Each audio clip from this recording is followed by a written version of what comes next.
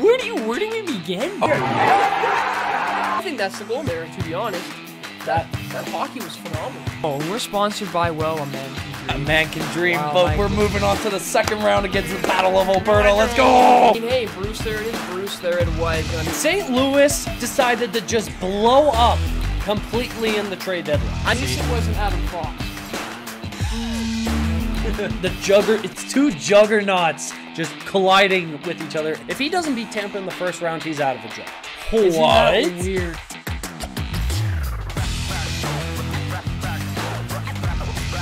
Boom, ladies and gentlemen, welcome back to the Puck and Stuff podcast. Woo! I don't know what episode this is, but one thing I know is that we are to the final end of this year's playoffs. The Stanley Cup Finals are all set to go in a few days. B-Dog, how you feeling about that? I'm doing pretty well over here. And boys, as T-Dog said, it is finals time. We're at the final countdown. Final round. Fight. Honestly, I wasn't expecting who would be in this finals, but I'm just happy we're getting some Stanley Cup Finals hockey. I love to hear it. But before I think we get into Stanley Cup Finals talk, this episode is sponsored by CHEL.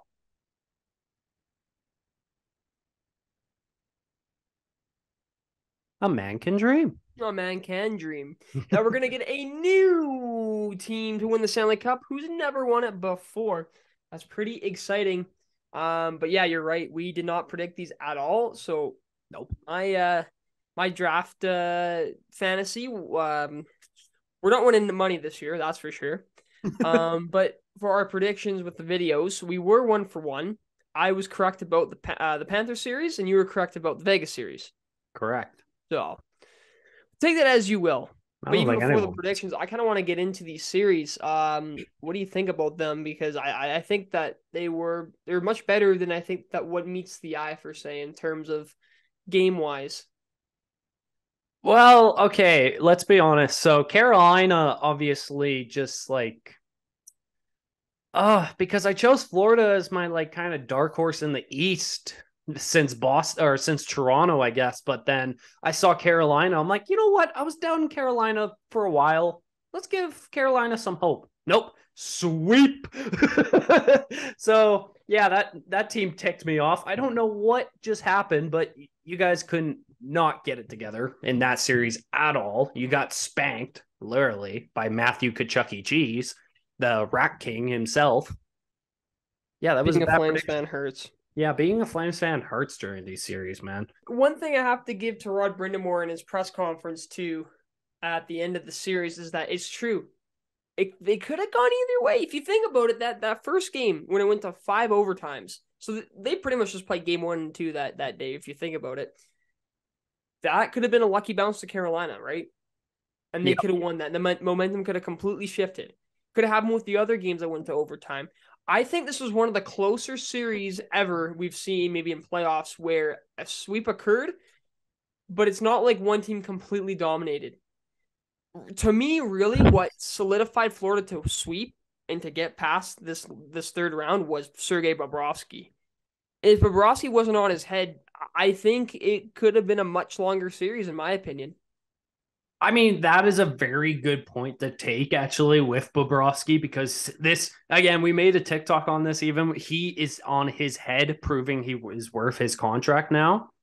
So you got to take Does that. Does it make it worth it? It's one season. Okay, but then again, if you win the cup, that is pretty. It's weird to think. It is, but honestly, you also got to look at it in Carolina's sense. They pulled up a stat saying this is their 12th loss in the conference finals since 2006, since they won the cup. So that isn't a great stat to have if you keep making the conference finals and you just don't win. 09, 12, and 2023, yeah. It's looking ugly for Canes fans right now. So hopefully they can run it back and actually make a finals next year. But oh well. There's always next year, like they say. Florida, congrats! You're in the Stanley Cup Finals. I checked Carolina's cap situation on Cap Friendly there once that whole series ended. Their forward groups, if I'm correct, the majority of them are all needed to be signed by the end of next year. So that might be something. I want to switch to the other conference finals there. Now, Dallas to and me, this is a Vegas. more dominated series by a certain team in the sense that when Vegas won their hockey games, they absolutely dominated. There was not much pushback from Dallas, and ultimately they didn't get the Bobrovsky treatment. Dallas No. kind of needed Ottinger to be like that. Yeah, I think that's like the one thing that everyone took out of the series was Jake Onger just wasn't on his game, especially in game 6 as well. You saw him just not play that well, honestly. Like they really needed that first round Curse Flames series Onger, and he didn't show up at all. But I gotta give them some credit. They did kind of like still fight it out until the end because they were down 3-0.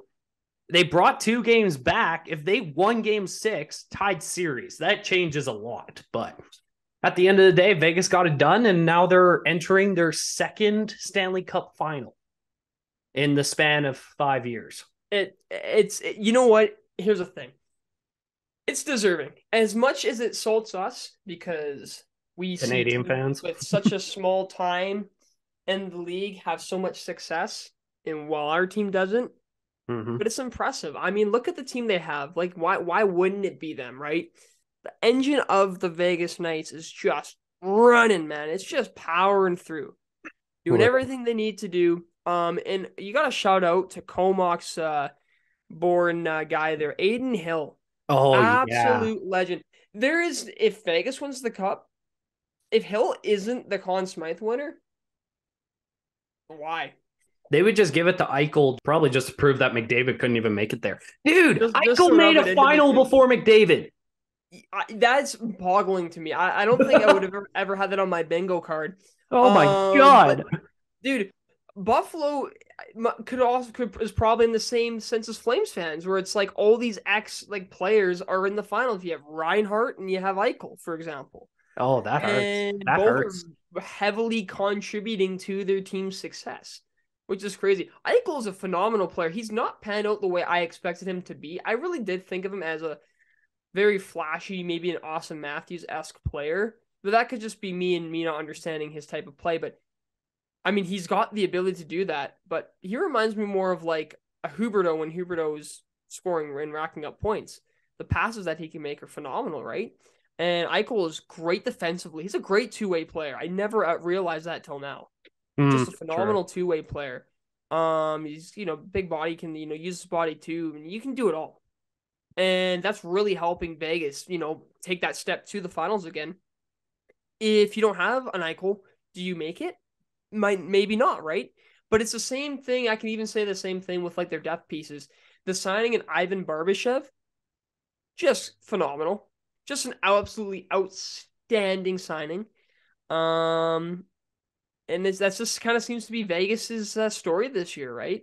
Just a comeback from all the injuries from the year prior, not making the playoffs. Everyone's well rested, and everyone's bought into the system of Bruce Cassidy, who now can laugh at the face of the Bruins because they fire him. And look what happens. Where are the Bruins? Where are the Knights? First round exit, and now he's in the Stanley Cup final. Simple as that. It's a whole thing. It's crazy how that happens, hey? Cassidy's also a great coach, and that's one thing, too, I want to say about this finals that's going to come up. Paul Maurice is a phenomenal coach, and this is proven by this season. I know in Winnipeg, things were just kind of a little lackluster after that 2018 season, but I think we can all agree now that Maurice is a great coach, and you can tell the players want to play for him. Cassidy as well. I think it's the same thing, the same factor, and you can tell that Cassidy knows his hockey and is excited to be here again since first time since 2019. Yeah, honestly, I think for both head coaches here, this is going to be an absolute duel of the ages for sure. This is going to be a really fun matchup. I actually did want to kind of just push back to Eichel for a second because so when Eichel first left Buffalo and got traded, we kind of gave him the say of, oh, he was the locker room cancer. But now you look at him with Vegas and a winning culture. He had his full first healthy season in the last 3 years since he's been with Vegas. And he brought them to a Stanley Cup final. So is that really based on the winning culture Vegas has? Was he actually the locker room culture just because they were losing? Or was it a lot more than that? Because it's still hard to bargain that Jack Eichel is going to be in a Stanley Cup Finals before McDavid and Austin Matthews. Like, think LOL. about that. Like, he was on Buffalo suffering for years. He got traded, and first healthy season with Vegas, he gets to the Stanley Cup Finals. So that brings a lot of say with Buffalo, but like that is absolute nuts though, because For 100% it is. I mean, just the way that the Sabres were ran, prior to the departure of Eichel, like the Peculiars, still your team, man. yeah, But and Jason Botterill was something.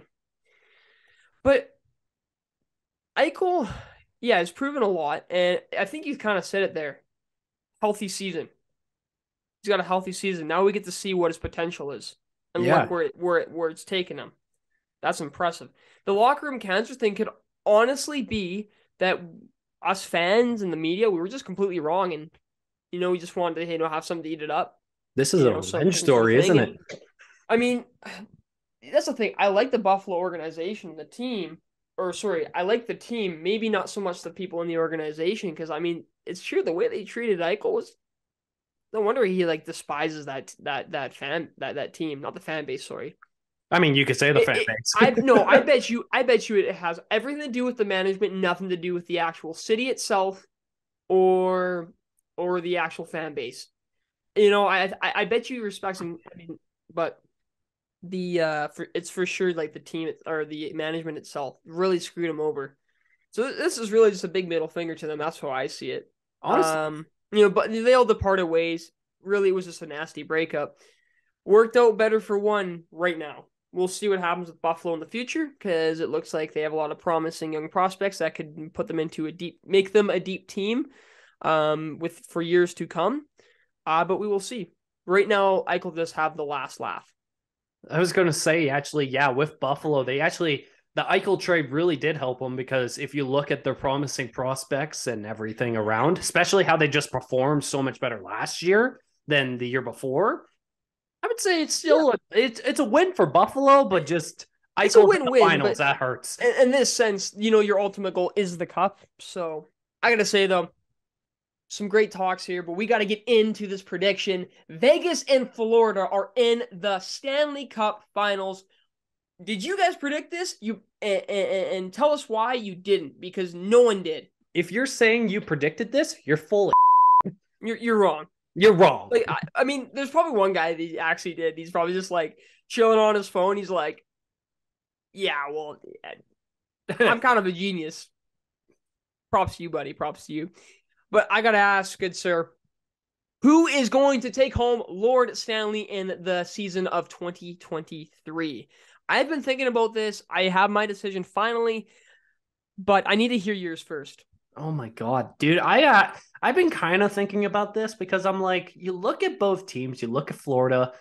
Florida's just been an absolute underdog Cinderella story throughout the whole way, because we mentioned before, you started off with President's Trophy Boston, you beat them in 7, you beat Toronto, and then you sweep Carolina, and everyone's like, oh my God, what a postseason.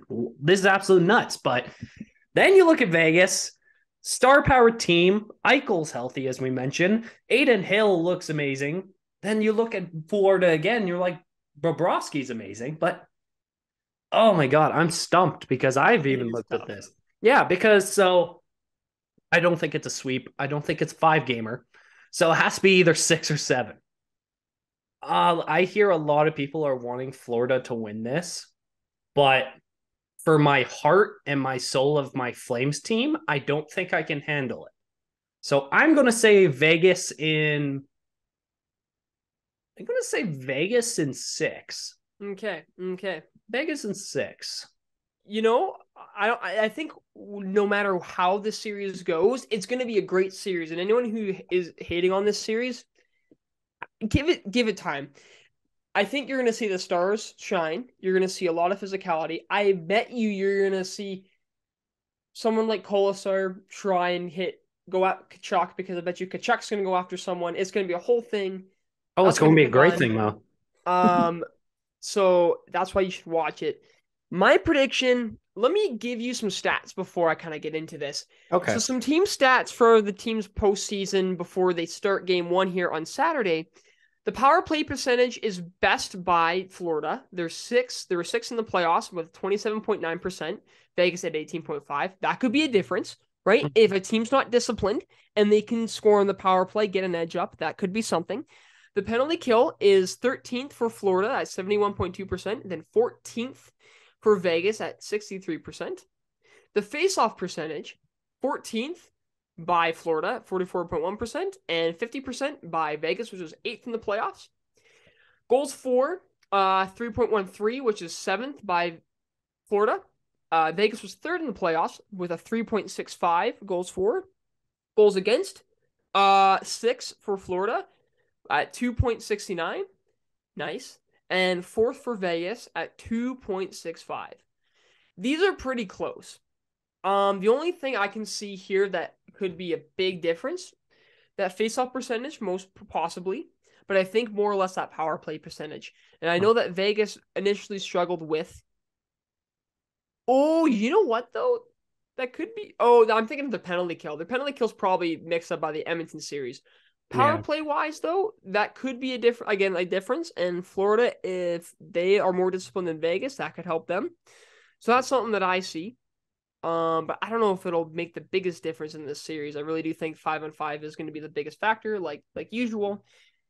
These two teams, I think, are much closer than we realize. You think about in the sense of, okay, different stories, but it's the goalie. That's the story for both teams. Then you have your deciding factors in like probably your top 3 of your forward grouping. I think the defense is being much better than needed, but there is, okay, you think about it like this. Pietrangelo has had off and on games, but same with Aaron Ekblad.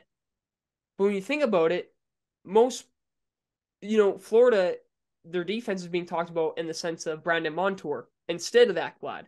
And I would say it's the same with Vegas. And maybe, Shea Theodore's had maybe it is more Pietrangelo, so maybe I can't make that connection there. So maybe I'll stop at that. But these teams to me are much closer than I think a lot of us realize. And it's going to be, to me, a bloodbath and a great series all the way to the end. How I'm going to say it, though, is as much as I feel in my head that Vegas will probably take this, because I do think Vegas is ultimately that better team on paper. I think Florida, although they are losing momentum because they haven't played a lot, but we saw that adversity might not be a factor because look at how they did with those long overtimes, right? To me, that's a good comparison as well. Florida's an underdog story, and I feel like that underdog story just needs to have a good ending. And I think it's going to be that Florida wins it. It's going to be a Florida in 7. Ooh. Dude. Florida overtime win in 7. Matthew Tkachuk again. No, it'll be Lusterinen, bro. It'll be Lusterinen. I have it in my head. Chris Cuthbert saying, scores! Lusterinen! And the Panthers have won the Stanley Cup. That's how it's playing in my head. So I think it's going to be Florida in 7. Bobrovsky should win the MVP. Probably will be Tkachuk, even though it should be Bobrovsky. Yeah. And I think what's going to be the deciding factor of that, I think Florida is just going to be clutch in the moments where they need it to be over Vegas. I think it's going to literally just come down to just, a good, like a goal to take you up 5 minutes before the end of the third, and you kind of sweep one by kind of thing. And I think it's just going to be me. You know what? I think more adversity has been played by Florida too, so I think that is what will help them as well. So yeah, I'm going to take Florida in 7. Oh, okay. I like that. I think this series is also going to be dependent on much by our goaltenders in this matchup, like with Bobrovsky and Hill, because you obviously saw last series with Onger. The series itself could have been totally different if he had his head on his game, but he just couldn't. So obviously that's why they're not in the finals. But I feel like I feel if one of these goalies are just not on their head at all this series, it's going to be game over, because imagine if Bobrovsky just falls off this series. Totally different series, it's very right? possible. it could change a lot of things. I don't think it will happen, of course, but it's true. What if it does? What if Vegas has the solution to beating Bobrovsky? Then that's a whole yeah. thing. Like, I am very excited for this series. It hurts still that Matthew Tkachuk made it to the finals without us, and that hurts. But I mean, it does kind of hurt it the same way with Vegas as well, because like this, if you're a Vegas fan and you're listening to this, I don't believe you're a true fan yet because you haven't gone through a rebuild with this team yet. Your team has basically made playoffs every year. It's like you guys have been alive. You've already had 2 Stanley Cup final runs in the last 5 years. Think about that. Just think how spoiled you are as a fan of this team right now because your team is just playoffs. Be thankful playoffs. because No I mean rebuild. we're smoking on the copium right now, but like be thankful though because when it's no longer there, you'll be thankful for these times. You know, we Oh, speak yes. as if we've seen our team make the finals. I was gonna say hurts, the man. day It our hurts team so makes the bad. finals. It Yeah, hurts, maybe it different hurts. story, but that's funny. Well, but hey, all I can say is this is going to be a phenomenal series. I cannot wait to watch game 1 on Saturday. Definitely going to make some room in my calendar for that game. And I'm hey, gonna come what do there you guys to- think? Who is going to win the Stanley Cup this year? Let us know in the comments below. And hey, might as well transition into our next segment. There has been a lot of talks because, well, these two teams are battling it out for the cup. Job keeps on running for all the other teams, especially management. And management has been being shifted a lot with other teams, such as Toronto and Pittsburgh. Ooh. Okay, I think we should start off with the first news that broke as Brad Treliving is announced as the new GM of the Toronto Maple Leafs. Bruh. I don't know what was Toronto thinking with this because obviously from the guys that have experienced Brad Treliving for a couple years now, you look like you're not getting like any different outcome. Dude, it's official. Matthews is going to be in white and black and silver. He'll be an LA King before you know it. Bro, I still think he goes to Arizona before they relocate. Oh, no, wait. Matthews would have to go to like San Jose, though, because it'd have to be a team close to the place he wants to be at, but he doesn't actually go there. Yeah, so it'd have to be San Jose. Or he goes to Vegas. Arizona's close to California. Oh my god, this is just too funny because it's so funny for us because we know what Brad Treliving's like. And he even quoted today, "Oh, this isn't about the 4-4, this is about the Toronto Maple Leafs." And I'm like, I think here, people are taking it as they wish, whatever. I think it's good he said that because that means he's not going to completely blow everything up with he has like no draft picks, by the way. yeah. To excuse me, to like keep a core that might not be able to complete it and do what they need to do. It's just kind of funny because it is coming from the general manager who did lose his 2 best players in one season. So people are definitely, of course, comparing that. Ultimately, though, I don't think it's a terrible hire, and I'm pretty sure we all kind of predicted that Toronto would get him. I think that was kind of the whole idea. We'll see what happens, but from what, as a Flames fan, what I can say is that he will make some trades that only time will tell if they work or not, and then he'll make some trades that are phenomenal, and then you'll look back and then you'll be like, oh, those were awful. You know what? Like at the end of the day, he'll probably just give a lot of the players to Montreal, and he'll probably take a bunch of Montreal players because, rivalry teams, Calgary with Vancouver. So either Ottawa or Montreal are getting a bunch of Leaf players. You could even say that with Calgary and Montreal itself with the Monahan trade. Yeah, so maybe he wants Monahan back and he'll give him Nylander. Oh my god. Okay, this is just too funny as a Flames fan right now because again, we endured this for the last few years, and now looking how Toronto's going to see this guy, it's just they're going to hate him even more than we did. Here, dude. Okay, remember. Okay, we have to remember where we came from. I did give a thank you for the service that he did, and I thought that some things were better than what a lot of people realize. But at the same time, I'm glad that Flames fans are remembering that there was a time before the 2022 season when we were like, Tree Living, you make a lot of decisions that don't make no sense. So I'm kind of glad that people are keep it with an open mind. That's all I'm saying. Because Toronto, like, what? That's a good question. Like, what are they gonna get from him? You're probably gonna get a lot of like depth assets that are probably going to be decently beneficial to your team. You're You probably might going to actually get a get a lot defense more. and a goalie. You're going to get more physicality, and Toronto needs more passion in their team. So you're going to definitely get a lot more players with grit, and I think that's good. Where Lucic is Um, going next. they're kind of screwed with their whole like draft situation, so you can't do much about that unless you trade for drafting. I think him saying it's not about the core four to me is the best thing that he could have said. In all honesty, because I think most people agree and understand and realize that this core four is not going to do it. They're not going to win a Stanley Cup. I'm saying it right now. They will not win a Stanley Cup with this core four. It's not going to happen. It's rinse and repeat insanity. Do the same thing over and over again. You have to change it up. That's how I see it. I mean, honestly, if anything, Brad Tree Living probably gets rid of one or two of the four core, improves the defense and the goaltending from it with that cap.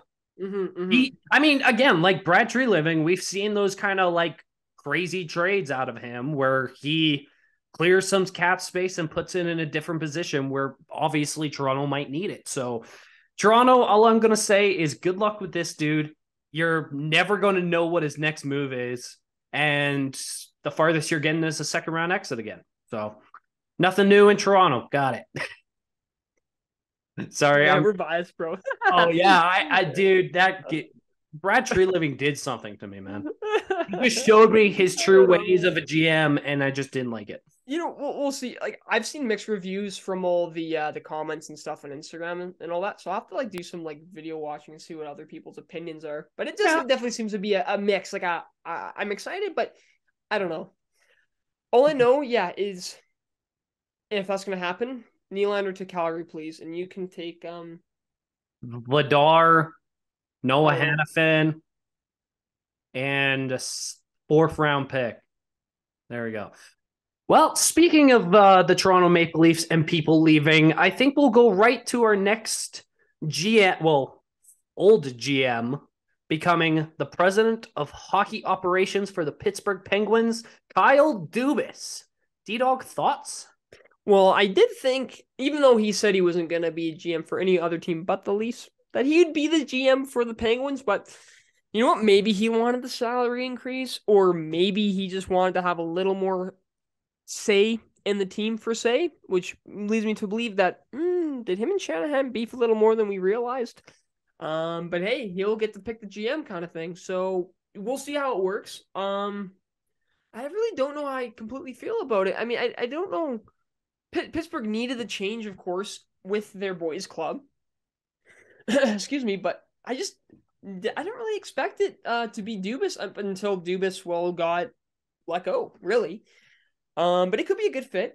We'll see. I think that whole situation with Pittsburgh is different if you think about it, because he was going to need to hire a GM who's going to want to he's going to have to abide by Sidney Crosby, because it's really Sidney Crosby's rule. Am I wrong? Like it's kind of his house and kingdom right now, which is fair. Wrong. It's completely justified. But then you're gonna have to think about what happens after Malkin Letang and Crosby retires. So that might be a harder job than I think we think about it, but it could be a good one because I think Dubas has a lot of optimistic ideas and innovative ideas, and that could help out Pittsburgh. And if you think about it, Pittsburgh really is still a contending team playoff-wise. Sure. A few tweaks here and there could get them back into the playoffs next season. So we'll see how that works. But I mean, that's kind of my thoughts with it. I mean, true. I mean, if you look at Pittsburgh, if they just won the game against Chicago, they would have had that playoff spot instead of Florida, and the timeline of what we're in right now could be totally different. But honestly, with Kyle Dubas being president of hockey operations, I kind of get it now with the whole Shanahan beef. Like, now he has a lot more power in the organization of Pittsburgh.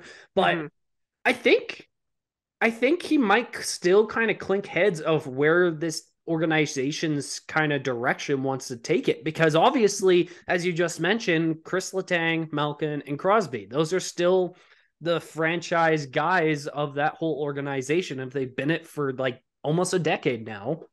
Actually, you could probably say more than a decade. You could probably say 2 decades now. But Jeez.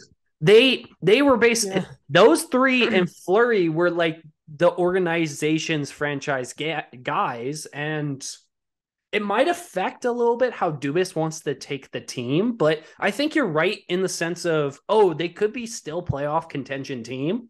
They need to make those little tweaks and little changes for sure.